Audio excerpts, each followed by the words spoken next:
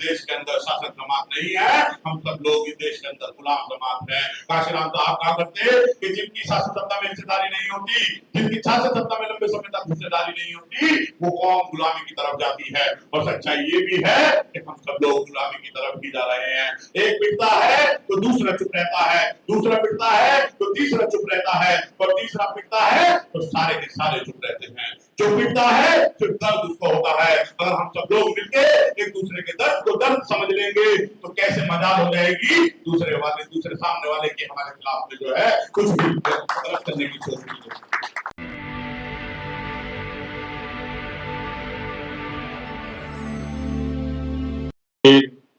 जो दिल्ली में गरीबों वंचित वर्ग के लोगों की सरदारी कर रहे हैं, जो अन्याय अत्याचार के खिलाफ लड़ रहे हैं, मेरे सामने बैठे जो फूले शाहू पेरियार अम्बेडकर की विचारधारा को गली गली मोहल्ले मोहल्ले विधानसभाओं में जिलों में पहुंचाने का काम कर रहे हैं, सभी सम्मानित साथियों को धन्यवाद।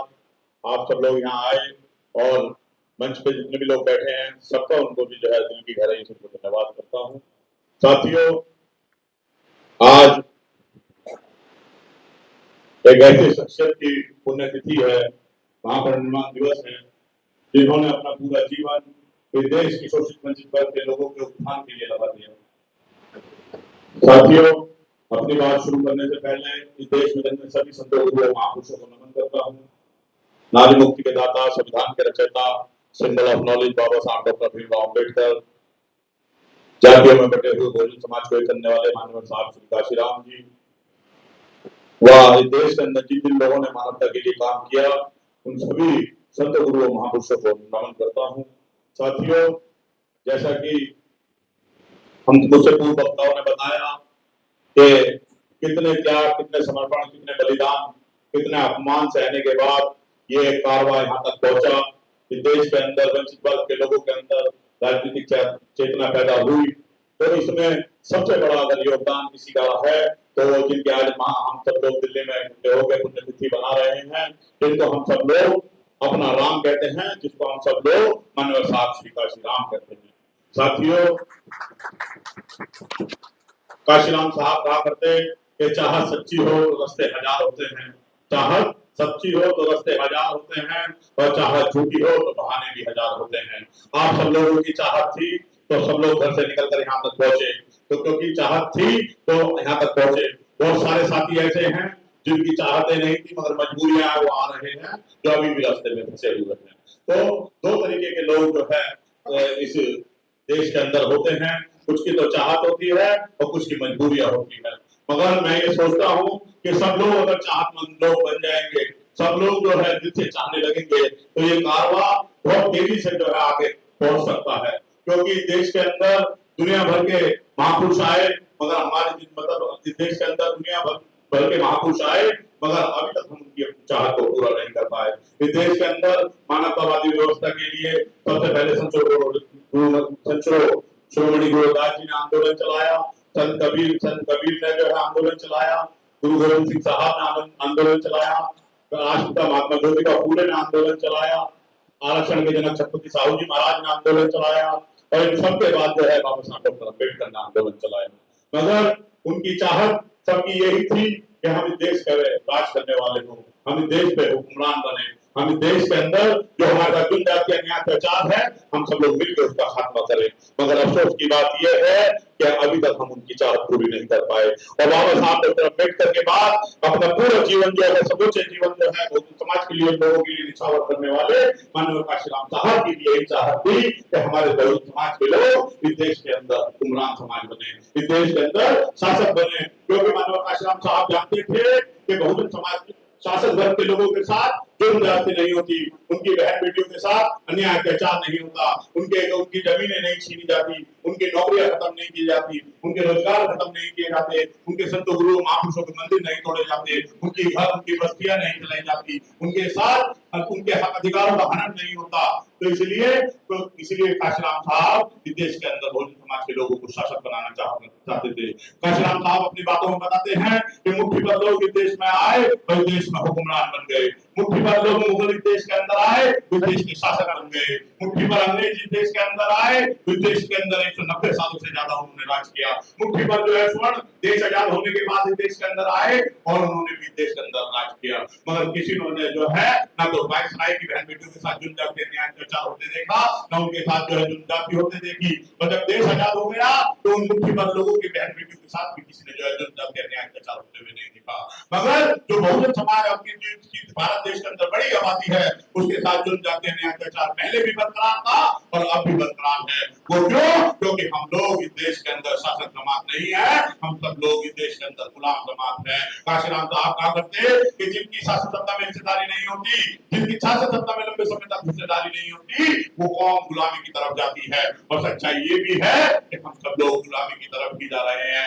एक पिटता है तो दूसरा चुप रहता है, दूसरा पिटता है तो तीसरा चुप रहता है, और तीसरा पिटता है तो सारे के सारे चुप रहते हैं। जो पिटता है फिर दर्द उसको होता है। अगर हम सब लोग मिलके एक दूसरे के दर्द को दर्द समझ लेंगे तो कैसे मजाल हो जाएगी दूसरे सामने वाले के हमारे खिलाफ में जो है कुछ भी गलत करने की सोच। साथियों, एक किस्सा सुनाता हूं आपको, और मेरी भी यही चाहत है। काशीराम साहब रोपड़ के रहने वाले, अंग्रेजी हुकूमत में उनके पिता काम करते, और क्या काम करते? पंखा झोलने का काम करते। क्या? पंखा झोलने का, पंखा हिलाने का। अंग्रेजी हुकूमत में बहुत बड़े बड़े जो है गेस्ट हाउस हुआ करते और बड़े बड़े पंखे हुआ करते। तो काशीराम साहब की मम्मी ने कहा कि भाई जो है खाना ले जाओ और अपने पिता को देख रहा हूँ। काशीराम साहब गए और तो देखते हैं दोपहर के 12 बजे में पिता जो है लटपट पसीने के अंदर बाहर से जो है पंखा निकाल रहे हैं। काशीराम साहब कहते हैं कि पिताजी पानी पी लो और खाना खा लो। पिताजी कहते हैं कि अगर मैं जो है ये पंखा हिलाना बंद कर दूंगा तो अंग्रेज जो अंदर जो सो रहा है व्यक्ति वो जाग जाएगा और मेरी तनख्वाह काट लेगा और मुझसे गलत शब्द बोलेगा। तो काशीराम साहब बड़े हताश हुए उस बात से कि क्या हालात है हमारे लोगों के, क्या हालात है। मतलब उस समय उन्होंने सोचा कि हमारे पिता कितना आज जो है परेशान है कि रोटी तक नहीं खा सकते। और इस भारतीय संविधान की खूबसूरती देखो, जिसमें उस समय अंग्रेजी हुकूमत जो है रहा करती थी, वो आज भी जो है गेस्ट हाउस रोपड़ है, रोपड़ में जो है आज भी वो गेस्ट हाउस बना हुआ है और उसको सरकारी कामकाज में यूज किया जाता है। और काशीराम साहब उसी गेस्ट हाउस में जब पहुंचे राज्यसभा सांसद बन के, तो सारे के सारे लोग उनके लिए जो है उनके लिए सलाम कर रहे थे। तो जिस गेस्ट हाउस में उनके पिता काम करा करते थे और भारतीय संविधान की खूबसूरती की बदौलत काशीराम साहब वहां पे जो है राज्यसभा का सांसद बनके पहुंचे। तो ये भारतीय संविधान की खूबसूरती है। काशीराम साहब ने पूरा जीवन जो है समाज के लिए लगाया। काशीराम साहब ने जब अभी बताया कि डीआरडीओ कंपनी में जो है डीआरडीओ फैक्ट्री में काम करा करते थे और बाबा साहब डॉक्टर अम्बेडकर की जयंती के लिए 4th क्लास कर्मचारी जो हमारे दीना भाना वाल्मीकि जी थे वो वहां संघर्ष कर रहे थे। तो काशीराम साहब को जब ये बात पता लगी कि भाई साफ सफाई नहीं हो रही है, तो उन्होंने उन्हें बुलाया। बोले भाई क्या बात है बताओ। उन्होंने बोला साहब आप भी हमारी बिरादरी के हो और आपको भी हमारा साथ देना चाहिए। उन्होंने बोला भाई बात तो बताओ। बोले भाई 14 अप्रैल की हम लोग छुट्टी मांग रहे हैं और ये डीआरडीओ वाले देने को इनकार कर रहे हैं। तो काशीराम साहब ने भाई पूछा कि भाई क्या 14 अप्रैल का क्या बात है। तो उन्होंने कहा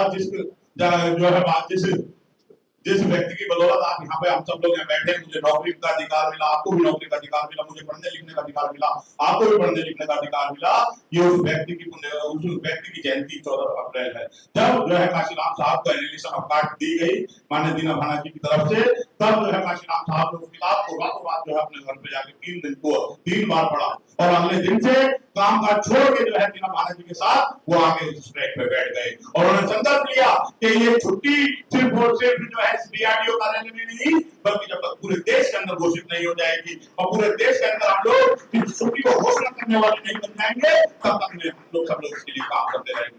तो साथियों, उस दिन जो है काशीराम साहब ने 5 संकल्प लिए। 5 संकल्प, पहला संकल्प ये कि मैं आजीवन अविवाहित रहूंगा। दूसरा संकल्प ये कि मैं कभी भी संपत्ति का मालिक नहीं बनूंगा। तीसरा संकल्प ये कि मैं दोबारा कभी भी अपने घर लौट के नहीं जाऊंगा। चौथा संकल्प ये कि मैं कभी किसी की खुशी में नहीं जाऊंगा, और पांचवा संकल्प ये कि मैं कभी किसी के दुख में भी नहीं जाऊंगा। और उन पांचों संकल्पों पे मानव काशीराम साहब जो है खड़े उतरे, और उन पांचों संकल्पों पर खड़े उतरे तो आज जो आज आपको दिखाई देता है ये आंदोलन, ये एक व्यक्ति की बदौलत है। जब एक व्यक्ति चाहे तो इतना बड़ा परिवर्तन हो सकता है, अगर हम सब लोग मिलकर चाहे तो न जाने कितना बड़ा परिवर्तन हो सकता है। साथियों, हम सब लोग मिलकर चाहे तो बहुत बड़ा परिवर्तन हो सकता है। साथियों, ऐसे प्रोग्राम जो आज हुआ है पहले भी होते आए हैं, और मैं आगे भी आशा और उम्मीद करता हूं साथियों से कि वो सब ये प्रोग्राम होते रहे। धन्यवाद साथियों, आपने मुझे सुना। जय भीम, जय भारत, जय संविधान।